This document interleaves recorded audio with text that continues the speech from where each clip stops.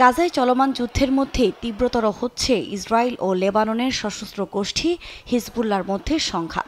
স্থানীয় সময় শুক্রবার বৈরুতের দেহিয়ের এলাকার একটি ভবনে F-35 যুদ্ধবিমান দিয়ে 2 বার হামলা চালায় দখলদার বাহিনী। মুহূর্তেই ধসে পড়েছে উঁচু ভবন। এর পরপরই সেখানে উদ্ধার অভিযান শুরু করে সাধারণ মানুষ। এ ঘটনায় নিহত হন হিজবুল্লাহর শীর্ষ কমান্ডার সহ অনেকে, আহত অর্ধশত। এই হামলার দায় স্বীকার করে ইসরায়েল জানায়, ইব্রাহিম আকিলের অবস্থান নিশ্চিত হয়েই হামলা চালিয়েছে তারা। আকিলের মৃত্যুর বিষয়টি নিশ্চিত করা হয় হিজবুল্লাহর পক্ষ থেকেও। এই হামলার সময় ভবনটিতে হিজবুল্লাহর শীর্ষ এই কমান্ডার বৈঠক করছিলেন বলেও জানানো হয়। তবে হামলার পর থেকে লেবানন জুড়ে ছড়িয়ে পড়েছে আতঙ্ক। ইসরায়েলের সঙ্গে সংঘাতের স্থায়ী সমাধান চান বলে জানান স্থানীয়রা। আমরা ভীতু নই, তবে আমরা একটি সমাধান চাই।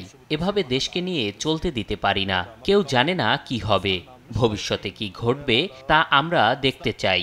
আমরা নিজেদের জন্য ভীতু নই, আমাদের সন্তানদের জন্য ভয় পাই।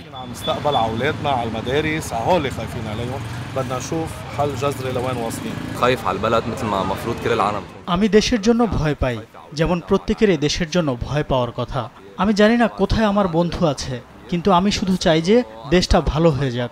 তারা বোমা হামলা চালিয়ে যাচ্ছে, আমি জানি না আমরা কোথায় যাচ্ছি। তবে বৈরুতে হামলা এবারই প্রথম নয়। এবছরের মধ্যে দখলদার ইসরায়েল লেবাননের রাজধানীতে তৃতীয়বারের মতো হামলা চালিয়েছে।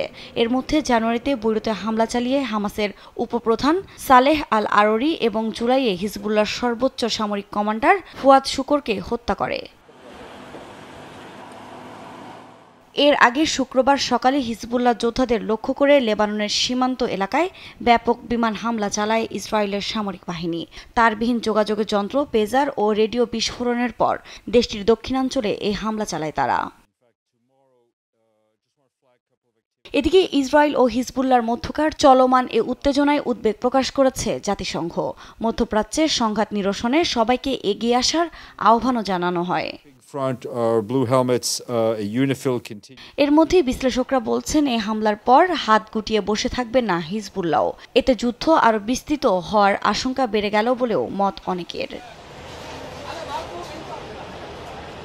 আফরিন মৌ, নিউজ ডেস্ক, দেশ টিভি।